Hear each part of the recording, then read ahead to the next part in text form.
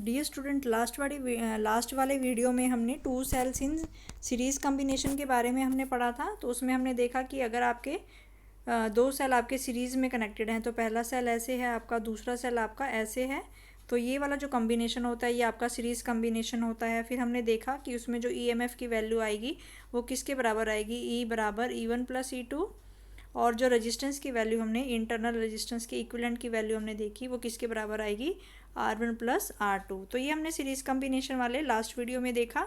अब हम करेंगे two cells in parallel combination, यानी कि दोनों सेल्स जो हैं वो आपके पैरेलल कम्बिनेशन में कैसे होंगे। ठीक है, तो सेम डेरिवेशन हम इसमें निकालेंगे कि पैरेलल कम्बिनेशन में जो इक्विवेलेंट ईएमएफ है वो क्या होगा और पैरेलल कम्बिनेशन में जो इक्विवेलेंट रेजिस्टेंस है वो आपकी क्या होगी। ठीक है, तो हम यहाँ पे देख लेते हैं कि दो सेल हमारे पैरेलल कम्बिनेशन में जैसे हमने रेजिस्टेंस को कनेक्ट किया था, मान लो ये आपका पहला सेल है और ये आपका दूसरा सेल है, तो ये दोनों पैरेलल में हैं। तो पॉजिटिव को, इसके भी पॉजिटिव को और इसके भी पॉजिटिव को अगर आप एक ही पॉइंट से कनेक्ट करो और इसके भी नेगेटिव को और इसके भी नेगेटिव को अगर आप एक ही पॉइंट से कनेक्ट करो तो उसको हम क्या कहते हैं, सेल्स का पैरेलल कम्बिनेशन। ठीक है, तो ये आपकी सेल्स का पैरेलल कम्बिनेशन है। ठीक है, तो यहाँ पे इसमें यही बताया गया है आपका, two cells are said to be connected in parallel combination. तो उनको हम पैरेलल कम्बिनेशन में क्या कहेंगे, between the point A and C when positive terminal of each cell. जब दोनों सेल का पॉजिटिव टर्मिनल जो है हमने एक पॉइंट के साथ में कनेक्ट किया हुआ है और दोनों सेल्स का नेगेटिव टर्मिनल जो है हमने दूसरे पॉइंट के साथ में कनेक्ट किया हुआ है। तो इस तरीके का जो कम्बिनेशन होता है उसको हम पैरेलल कम्बिनेशन कहते हैं। तो फिर हम ये फिगर में देखते हैं, इस फिगर को ध्यान से देखें। तो यहाँ पे पहला सेल जो है इसका ईएमएफ कितना दिया गया है, E1, और इंटरनल रेजिस्टेंस कितनी गिवन है इसकी, R1। इंटरनल रेजिस्टेंस इसकी R1 है। सिमिलरली सेकंड सेल जो है इसके पैरेलल में कनेक्ट किया गया है जिसका ईएमएफ है आपका E2 और इंटरनल रेजिस्टेंस कितनी दी गई है आपको, R2। ठीक है, तो पैरेलल कम्बिनेशन क्या मतलब, दोनों का जो पॉजिटिव प्लेट है, दोनों की जो पॉजिटिव प्लेट है वो एक पॉइंट के साथ कनेक्टेड है और दोनों सेल्स की जो नेगेटिव प्लेट है वो एक सेम पॉइंट के साथ में कनेक्ट होती है। ठीक है, तो दोनों सेल्स की जो पॉजिटिव प्लेट है वो पॉइंट B1 पे कनेक्ट है, पॉइंट B1 पे दोनों के पॉजिटिव टर्मिनल जो है वो कनेक्ट किए हुए हैं आपने, और नेगेटिव टर्मिनल जो है दोनों के आपने पॉइंट B2 पे कनेक्ट किए हुए हैं।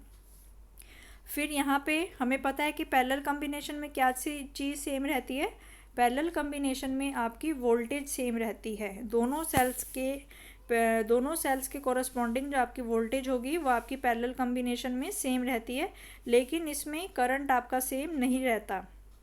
ठीक है, लास्ट वाले आर्टिकल में सीरीज़ कम्बिनेशन में हमने क्या किया था कि अगर ये पहला सेल है, ये दूसरा सेल है, तो इसमें जो करंट होगा वो भी I होगा और इसमें जो करंट है वो भी आपका I होता है, क्योंकि सीरीज़ कम्बिनेशन में करंट की वैल्यू सेम होती है। लेकिन पैरेलल कम्बिनेशन में वोल्टेज जो है वो दोनों के अक्रॉस सेम रहेगी, यानी कि पहले सेल के कोरस्पॉन्डिंग जो वोल्टेज है वो भी आपकी V होगी और दूसरे सेल के कोरस्पॉन्डिंग जो वोल्टेज है वो भी आपकी V होगी। लेकिन जो करंट है, पहले सेल का जो करंट है वो आपका I1 होगा और दूसरे सेल का जो करंट है वो आपका I2 होगा, क्योंकि पैरेलल कम्बिनेशन में वोल्टेज तो आपकी सेम रहती है लेकिन करंट जो है वो आपका सेम नहीं रहता है। तो यहाँ पे फिर हमने फिर देखा कि मान लो कोई भी करंट जो है वो आपका, ये कोई करंट जो है, ये करंट आपका I आ रहा था, फिर इस पॉइंट B2 पे आके वो आपका दो पार्ट्स में डिवाइड हो जाता है। ठीक है, तो यहाँ पे जो करंट जाता है आपका I1 और यहाँ पे जो करंट जाता है वो है आपका I2। ठीक है, तो I करंट आ रहा था आपका, क्योंकि पैरेलल कम्बिनेशन में करंट आपका सेम नहीं रहता है, ये दो पार्ट्स में डिवाइड हो गया आपका। तो ऊपर वाले सेल जो E1 है, E1 वाले सेल में जो करंट आपका जा रहा है वो आपका I1 करंट जा रहा है और नीचे वाले सेल E2 में जो आपका करंट जा रहा है वो आपका I2 करंट यहाँ पे जा रहा है। ठीक है, तो सेम वैसे ही कि मान लो दोनों को, जैसे हमने सीरीज़ कम्बिनेशन में किया था कि मान लो दोनों को पैरेलल कम्बिनेशन में जोड़ने के बाद जो इक्विवेलेंट आपका सेल बनेगा या जो सिस्टम बनेगा, यानी कि इक्विवेलेंट वाला ईएमएफ बनेगा, उसको हमने क्या लिख दिया, यानी कि इन दोनों को जोड़ने के बाद, पैरेलल कम्बिनेशन में जोड़ने के बाद जो नया सेल आपका बनेगा उसको हमने ऐसे लिख दिया है कि तो इन दोनों को पैरेलल कम्बिनेशन में जोड़ने के बाद ये आपका नया सेल है जिसका ईएमएफ कितना है आपका E इक्विवेलेंट और रेजिस्टेंस कितना है इसका आर इक्विवेलेंट। तो ये वैल्यू हमें फाइंड आउट करनी है, ठीक है। तो इसको स्टार्ट करते हैं फिर यहाँ पे। Let the two cells be sending the current in the circuit shown in the figure, E1 and E2 be the EMF of two cells. तो दोनों सेल्स की जो EMF है वो आपकी E1 एंड E2 है, और R1 एंड R2 जो है वो उनकी इंटरनल रेजिस्टेंस है, ये भी हमने देखा। Let I1 and I2 be the current from the two cells flowing towards the point B1 and I be the total current from the B1। तो इसने ये बताया कि जैसे हमने यहाँ पे बताया, ठीक है, कि करंट जो है ये आपका पहले तो आपका ऐसे आ रहा था, फिर पहले वाले सेल में कितना जा रहा है ये आपका I1 जा रहा है, और दूसरे वाले सेल में ये कितना जा रहा है आपका I2 जा रहा है, ठीक है। तो टोटल करंट जो होगा वो किसके बराबर होगा, I is equal to I1 plus I2। Total current आपका किसके बराबर होगा, I1 प्लस I2 के बराबर, ठीक है। तो यहाँ पे फिर हमने वही लिखा है कि जो टोटल करंट I होगा वो आपका I1 प्लस I2 के बराबर होगा, ठीक है। फिर पहले सेम वैसे ही करेंगे हम जैसे हमने सीरीज़ कॉम्बिनेशन में किया था। तो सीरीज़ कॉम्बिनेशन में हमने पहले सेल्स के 2 पॉइंट्स का पोटेंशियल डिफरेंस निकाला था, तो ऐसे ही हम यहाँ पे भी पहले सेल्स के 2 पॉइंट्स के बीच का पोटेंशियल डिफरेंस निकालेंगे, ठीक है। Let VB1 and VB2 be the potential at the point B1 and B2, ठीक है। तो उसने कहा है यहाँ पे ये जो 2 पॉइंट है आपके, यहाँ पे 2 पॉइंट्स हैं आपके, एक पॉइंट आपका B1 और एक पॉइंट आपका B2। तो ये वाला पॉइंट आपका B1 और ये वाला पॉइंट आपका B2। तो इनके बीच का जो पोटेंशियल डिफरेंस होगा उसको हम क्या लिखेंगे, VB1 माइनस VB2, ठीक है। तो यहाँ पे हमने अगर मान लो हम पहले सेल के लिए लिखे तो हमें इस वाले पॉइंट के और इस वाले पॉइंट के बीच का पोटेंशियल डिफरेंस निकालना है। अगर हम इस वाले सेल के लिए लिखें, ठीक है, तो वो किसके बराबर आएगा आपका E1 माइनस I नहीं, हम लिखेंगे, अब हम इसको क्या लिखेंगे, माइनस IR1 पहले वाले सेल के लिए, ठीक है। और इसकी वैल्यू किसके बराबर आएगी, ठीक है, इसकी वैल्यू किसके बराबर आएगी, V के बराबर, ठीक है, क्योंकि दोनों सेल्स में पोटेंशियल की वैल्यू आपकी सेम है। तो ऐसे ही अगर हम दूसरे वाले सेल के लिए देखें, दूसरे वाले सेल का अगर हम पोटेंशियल डिफरेंस निकालें, ये भी कौन से पॉइंट्स के बीच में कनेक्ट है, ये भी आपका B1 और B2 के बीच में ही कनेक्ट है, ठीक है। तो अगर पहले वाले सेल का पोटेंशियल डिफरेंस V है तो दूसरे का भी क्या होगा V, क्योंकि पैरेलल में वोल्टेज आपकी सेम रहती है। तो अगर हम दूसरे सेल का पोटेंशियल डिफरेंस निकालें वो किसके बराबर आएगा आपका E2 माइनस यहाँ पे आएगा आपका फर्स्ट सेल के लिए जो आएगा आपका फर्स्ट सेल के लिए जो वोल्टेज आपका आएगा उसको हम लिखेंगे E1 माइनस I1 R1, क्योंकि पहले वाले सेल के लिए पोटेंशियल डिफरेंस की वैल्यू हमने ये लिखी, इसका जो EMF है वो E1 माइनस करंट कितना है I1 और इंटरनल रेजिस्टेंस कितनी है आपकी R1। ऐसे अगर हम ये सेकंड वाले सेल के लिए लिखें तो उसके लिए क्या आएगा आपका E2 माइनस करंट कितना है यहाँ पे I2 और इंटरनल रेजिस्टेंस कितनी है R2, ठीक है। तो अब हम देखते हैं कि जो पहले वाला सेल है वो भी पॉइंट B1 और B2 के बीच में कनेक्ट है, तो इसकी पोटेंशियल डिफरेंस की वैल्यू भी V है, और दूसरा सेल भी इन्हीं सेम पॉइंट्स के बीच में कनेक्ट है, तो इसके पोटेंशियल डिफरेंस की वैल्यू भी क्या है, V है। तो पहले वाला सेल का जो पोटेंशियल डिफरेंस है E1 माइनस I1 R1, ये किसके बराबर आएगा, ये आपका V के बराबर आएगा। सिमिलरली जो सेकेंड वाले सेल का पोटेंशियल डिफरेंस हमने निकाला है E2 माइनस I2 R2, ये भी किसके बराबर आएगा आपका V के बराबर आएगा, क्योंकि दोनों सेल्स आपके पैरेलल में कनेक्ट है, तो दोनों के जो पोटेंशियल डिफरेंस की वैल्यू है वो आपकी सेम आएगी, ठीक है। तो यहाँ पे E1 माइनस I1 R1 ये भी आपका V के बराबर, और E2 माइनस I2 R2 ये भी आपका V के बराबर है। तो सेम यही इक्वेशन यहाँ पे लिखी गई है, ठीक है। तो पहले वाले सेल के लिए हमने लिखा पोटेंशियल डिफरेंस, इसकी वैल्यू कितनी है V, और ये किसके बराबर है E1 माइनस I1 R1। तो इसको सॉल्व करके हमने फिर यहाँ से I1 की वैल्यू निकाल ली, तो I1 की वैल्यू आएगी आपकी E1 minus V divided by R1। इस इक्वेशन को सॉल्व करके I1 की वैल्यू हमने निकाल ली E1 minus V upon R1। Similarly second cell के लिए V जो है वो किसके बराबर होगा, E2 माइनस I2 R2, ठीक है। तो यहाँ से फिर हम I2 की वैल्यू निकाल लेंगे, I2 की वैल्यू किसके बराबर आएगी E2 minus V upon R2। हम ये I1 I2 क्यों निकाल रहे हैं, क्योंकि हमें I1 प्लस I2 करना है, क्योंकि टोटल करंट हमारा किसके बराबर है I। तो I की वैल्यू निकालने के लिए हमें I1 और I2 को प्लस करना पड़ेगा, इसीलिए हम यहाँ पे I1 I2 की वैल्यू निकाल रहे हैं। तो यहाँ से हमने I1 की वैल्यू निकाल ली है और यहाँ से हमने I2 की वैल्यू निकाल ली है। अब हम दोनों को प्लस करेंगे यहाँ पे, ठीक है।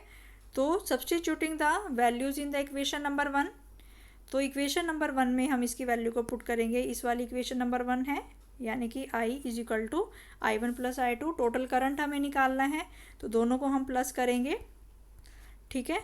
तो यहाँ पे हमने निकाल लिया I is equal to I1, ठीक है। तो ये वाली वैल्यू जो होगी ये I1 की वैल्यू हो गई, और ये वाली जो वैल्यू है ये आपकी I2 की वैल्यू हो गई, ठीक है।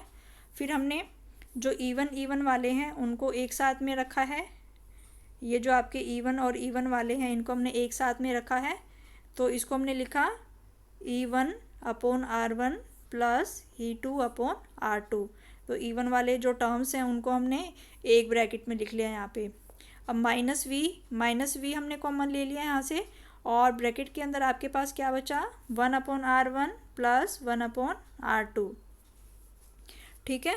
तो ये आपके पास आया यहाँ पे I की जो वैल्यू हो गई, यहाँ पे फर्स्ट वाले टर्म को सोल्व करके यहाँ पे आ गया आपके पास ये E1 upon R1 plus E2 upon R2 और minus V 1 upon R1 plus 1 upon R2।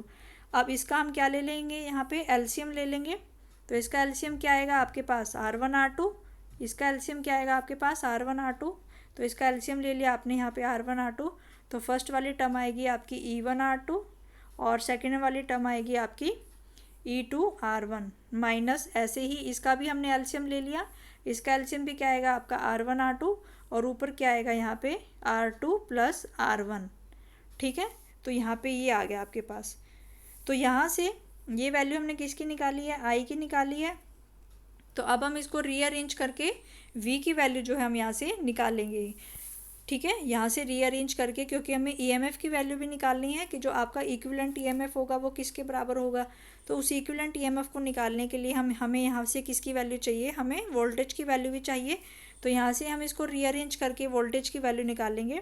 तो जो वोल्टेज की वैल्यू आएगी वो आपकी ये आएगी E1 R2 plus E2 R1 divide by R1 plus R2 minus I R1 R2 divide by R1 plus R2। तो ये आपकी वोल्टेज की वैल्यू आ गई है, ठीक है। तो ये सेकंड इक्वेशन से ये हमने निकाली है, इसको रीअरेंज करके, ठीक है। फिर इसमें वो दिया गया है if parallel combination of two cell is replaced by a single cell, यानी कि दोनों सेल्स को पैरेलल कम्बिनेशन में जोड़ने के बाद अगर हम उसको एक सिंगल सेल से रिप्लेस कर दें, यानी कि दोनों सेल्स को पैरेलल कम्बिनेशन में जोड़ने के बाद जो आपका नया सेल बनेगा उसका जो इक्विवेलेंट EMF है वो किसके बराबर है, EQ, और जो इक्विवेलेंट रेजिस्टेंस है उसको हमने किससे रिप्लेस किया है, REQ, ठीक है। तो जैसे हमने मान लो कि सीरीज़ कम्बिनेशन पैरेलल कम्बिनेशन में जोड़ने के बाद जो आपका नया सेल बन गया वो आपका ये बन गया, ठीक है। और इसका जो EMF है वो है हमारा E इक्विवेलेंट, और जो इसका रेजिस्टेंस है वो है हमारा R इक्विवेलेंट, ठीक है। और इसमें से करंट जो है वो आपका I फ्लो कर रहा है, ठीक है। तो यहाँ से अगर हम इसकी वोल्टेज की वैल्यू लिखें तो वोल्टेज की वैल्यू किसके बराबर आएगी आपकी E equivalent minus I R equivalent. तो ये इसकी वैल्यू आएगी, ठीक है। तो यहीं पे हमने ऐसे ही लिख दिया कि पैरेलल कम्बिनेशन से इसकी जो वोल्टेज की वैल्यू आएगी ये आएगी, ठीक है। अब कंपेयरिंग द इक्वेशन नंबर 2 और 3, तो 2 और 3 की इक्वेशन को अगर हम कंपेयर करें, ठीक है, इस वाली इक्वेशन और इस वाली इक्वेशन को कंपेयर करें, ये वाली इक्वेशन को और ये वाली इक्वेशन को अगर हम कंपेयर करें तो ये चीज़ जो है ये किसके बराबर आएगी, दिस इज़ E इक्विवेलेंट, ठीक है, क्योंकि ये भी आपकी वोल्टेज है और ये भी आपकी वोल्टेज है, लेफ़्ट साइड दोनों की बराबर है। तो जो ये चीज़ है ये किसके बराबर आएगी आपकी E इक्विवेलेंट के बराबर, और R इक्विवेलेंट किसके बराबर आएगा, इसके बराबर। तो R इक्विवेलेंट जो है ये आपका इसके बराबर आएगा, ठीक है। तो दोनों को हमने कंपेयर कर लिया, तो जो हमारी E इक्विवेलेंट की वैल्यू आई दोनों को कंपेयर करके वो आई हमारे पास E1 R2 plus E2 R1 divide by R1 plus R2, और जो R इक्विवेलेंट की वैल्यू आई दोनों को कंपेयर करके वो हमारे पास आई R1 R2 divide by R1 plus R2, ठीक है।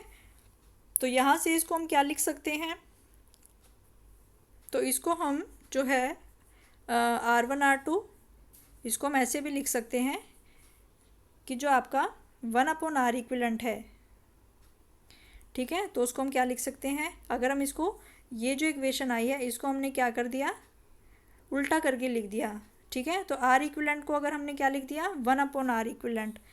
तो R इक्विवेलेंट था यहाँ पे, इसका हमने रेसिप्रोकल ले लिया, इसको उल्टा करके लिख दिया। तो जब हम इसको रिवर्स करके लिखेंगे, उल्टा करके लिखेंगे, तो ये हो जाएगा आपका 1/R, और ये R1 R2 जो है ये नीचे चला जाएगा, ठीक है। और ये R1 और R2 जो है ये आपका ऊपर चला जाएगा। तो इसको आपने क्या कर दिया, रिवर्स करके लिख दिया, ठीक है। अब इसको हम क्या लिख सकते हैं, ये आपका पैरेलल कॉम्बिनेशन है, तो इसको हम ऐसे भी लिख सकते हैं 1/R1 प्लस 1/R2। तो ये सेम वैसे ही आ गया जैसे हमने सीरीज़ में अपनी पैरेलल सीरीज़ में रेजिस्टेंस जो है हमारी पैरेलल कॉम्बिनेशन में जोड़ी थी, और उसका हमने निकाला था 1/R1 प्लस 1/R2। तो ऐसे ही ये हमने इसके लिए निकाल लिया, ठीक है। तो यहाँ पे फिर हमने देखा था कि पहले हमने I = I1 प्लस I2 हमने किया, फिर हमने दोनों को, ये I1 की वैल्यू और ये I2 की वैल्यू को हमने ऐड किया, ठीक है। फिर हमने दोनों को रीअरेंज किया, तो रीअरेंज करके हमने यहाँ पे वोल्टेज की वैल्यू निकाली। वोल्टेज की वैल्यू से फिर हमने इस वाली इक्वेशन से कंपेयर करके ये वैल्यू हमने निकाली कि जो E इक्विवेलेंट की वैल्यू आएगी वो ये आएगी, और R इक्विवेलेंट की वैल्यू ये आएगी। फिर हमने R इक्विवेलेंट का रेसिप्रोकल निकाला, इसको उल्टा करके लिखा। तो जैसे ही हम इसको उल्टा करके लिखते हैं, ये किसके बराबर बन जाता है हमारा, 1/R1 प्लस 1/R2 के बराबर बन जाता है। इसका मतलब ये रेजिस्टेंस कैसे जुड़ी हुई है आपकी, जैसे हमने रेजिस्टेंस को पैरेलल कॉम्बिनेशन में जोड़ा था, ऐसे ही सेल्स में जो इंटरनल रेजिस्टेंस हैं वो भी आपकी पैरेलल कॉम्बिनेशन के द्वारा ऐड होती हैं। अगर हम दोनों को डिवाइड कर दें, इस वाली इक्वेशन को, जो हमने E इक्विवेलेंट निकाली है और जो हमने R इक्विवेलेंट निकाली है, अगर हम दोनों को डिवाइड कर दें, ठीक है, तो ये हमारा R1 प्लस R2 और ये R1 प्लस R2 कैंसिल हो जाएगा, ठीक है। तो हमारे पास क्या बचेगा, दोनों को डिवाइड करके E equivalent divide bye R equivalent की जो वैल्यू है हमारे पास ये बचेगी, E1 R2 plus E2 R1 divide by R1 R2, ठीक है। तो यहाँ से ये आपका फर्स्ट टर्म में अगर हम देखें तो ये आपका R2 कैंसिल हो जाएगा, और सेकंड टर्म में अगर हम देखें तो ये आपका R1 कैंसिल हो जाएगा। तो फर्स्ट टर्म में आएगा आपका E1/R1, और सेकंड टर्म में आएगा आपका E2/R2, ठीक है। तो ये तीन इंपॉर्टेंट पैरामीटर्स थे आपके, कि जो आपका E इक्विवेलेंट निकला वो आया आपके पास E1 R2 plus E2 R1/R1 plus R2, और जो आपका 1/R इक्विवेलेंट निकला वो किसके बराबर निकला, आपका 1/R1 प्लस 1/R2, और जो E equivalent upon R equivalent की वैल्यू आई है वो किसके बराबर आई है, E1/R1 प्लस E2/R2।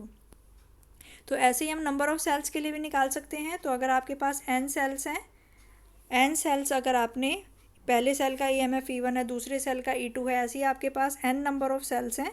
तो अगर आपने उनको पैरेलल कॉम्बिनेशन में जोड़ा है, ठीक है, पैरेलल कॉम्बिनेशन में जोड़ा है, और उनकी अगर रेजिस्टेंस की, तो रेजिस्टेंस पहले सेल की R1 है, दूसरे सेल की R2 है, ऐसे अगर आपने n सेल्स ले लिए, ठीक है, तो पैरेलल कॉम्बिनेशन में उनकी जो इक्विवेलेंट रेजिस्टेंस आएगी उसको आप कैसे कनेक्ट करोगे, 1/R = 1/R1 plus 1/R2 plus 1/Rn।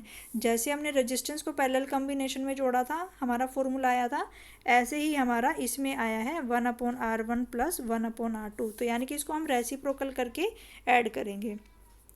और दूसरा इंपॉर्टेंट क्या है कि जो आपके E equivalent upon R equivalent की वैल्यू आएगी, दोनों की जो रेशो आएगी वो किसके बराबर आएगी, E1/R1 plus E2/R2 plus E1/Rn, ठीक है। तो इस तरीके से जो है ये आपको करना है। तो ये वाला डेरिवेशन आपका बहुत इंपॉर्टेंट है। सेल्स को हमने यहाँ पे देखा पैरेलल कॉम्बिनेशन में कैसे कनेक्ट करते हैं, फिर हमने देखा कि दोनों सेल्स में जो पैरेलल कॉम्बिनेशन में वोल्टेज की वैल्यू सेम होती है। तो पहले सेल का हमने पोटेंशियल निकाला E1 माइनस I1 R1, दूसरे सेल का हमने निकाला E2 माइनस I2 R2। तो हमने I1 I2 की वैल्यू निकाली, फिर I1 I2 की वैल्यू को हमने ऐड किया, फिर वहाँ से हमने वोल्टेज की वैल्यू निकाली। उसके बाद हमने E इक्विवेलेंट और आर इक्विवेलेंट की वैल्यू को फाइंड आउट किया, फिर हमने दोनों की रेशो को फाइंड आउट किया और फिर हमने फाइनल रिजल्ट क्या निकाला कि जो 1/r इक्विवेलेंट होगा वो 1/r1 + 1/r2 के बराबर होगा और दोनों की जो रेशो होगी E equivalent divide by R equivalent वो किसके बराबर होगा E1/r1 + E2/r2। फिर यहाँ पे स्पेशल केस है, इसमें एक स्पेशल केस आपका यहाँ पे दिया गया है, if the two cells are connected in parallel, कि जो दो सेल आपने पैरेलल में कनेक्ट किए गए हैं अगर उनका ईएमएफ सेम है और उनकी जो इंटरनल रेजिस्टेंस है वो भी सेम है, यानी कि E1 E2 की वैल्यू सेम है और R1 R2 की वैल्यू सेम है, तो हम इसमें ई इक्विवेलेंट वाले फॉर्मूले में पुट करें तो यहाँ पे था आपका E1 R2 और E2 R1 और नीचे आ जाएगा आपका ये, ठीक है। तो इसको सॉल्व करके कितना आएगा आपका E, तो यानी कि दो सेल्स जिनका ईएमएफ आपका E है और अगर आप उनको पैरेलल कॉम्बिनेशन में ऐड करते हो तो उसके ईएमएफ की वैल्यू कितनी आएगी, E आएगी। और उसकी अगर हम इंटरनल रेजिस्टेंस की वैल्यू यहाँ पे निकालें तो 1/r = 1/r + 1/r और ये किसके बराबर आएगा 2/r, तो आर इक्विवेलेंट की वैल्यू किसके बराबर आएगी R/2 के बराबर आएगी, ठीक है। तो ये था इसमें आपका स्पेशल केस हमने किया है यहाँ पे। तो अगर आपके दो सेल्स का ईएमएफ सेम है और उनकी इंटरनल रेजिस्टेंस सेम है और अगर हम उनको पैरेलल कॉम्बिनेशन में ऐड करते हैं तो जो ई इक्विवेलेंट की वैल्यू आ रही है वो आपकी ई के बराबर आ रही है और आर इक्विवेलेंट की वैल्यू जो है वो आपकी R/2 के बराबर आ रही है। तो आई होप ये सभी को अच्छे से समझ में आ गया होगा। Thank you.